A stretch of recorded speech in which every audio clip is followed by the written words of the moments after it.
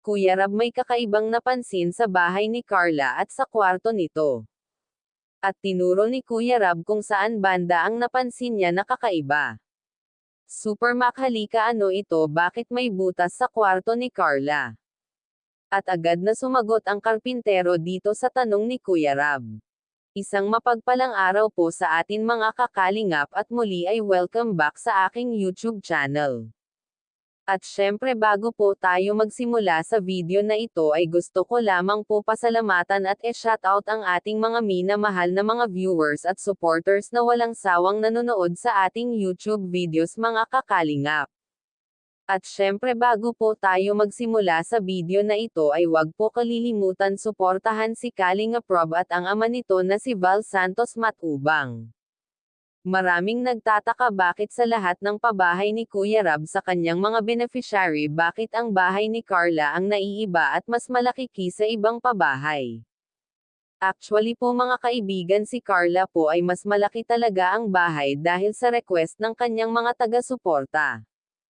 At yun, napansin nga ni Kuya Rab na may butas sa kwarto ni Carla ay lagayan po pala ng aircon, at dahil po yan sa mga sponsor ni Carla.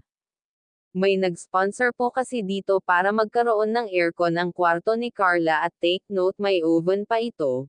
Wow mga kakalingap, talagang ang naiiba ang bahay ni Carla sa lahat ng pabahay ni Kalingap Rob, kaya ang mga supporters nito at sponsor ay sila na mismo ang nagbibigay at nagpapaabot ng tulong kay Carla sa pamamagitan ni Kuya Rab para wala na si Carla pang problema pa. Ang tanong ng karamihan, sino itong misteryosong lalaki na sumagot?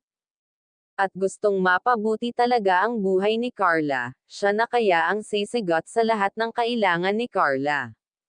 Yan po ang aalamin natin sa video na ito mga kakalingap. Sa dami po ng baguhan na beneficiary ni Kuya Rab ay si Carla lang po ang maraming tagahanga. Kaya sa point na ito ay masasabi natin na si Carla ang may malaking naipon ng Team Kalingap, at akalain nyo mga kakalingap, si Carla ngayon ang may maraming natatanggap na tulong, kung baga siya ang may maraming tagapanood at supporters. Malaking improvement ang nakita ng pamilya ng mga supporters kay Carla matapos ang sunod-sunod na biyaya ang dumating sa pamilya ni Carla. At hanggang dito na lamang po ang ating mixing reaction. Again, maraming salamat sa panonood.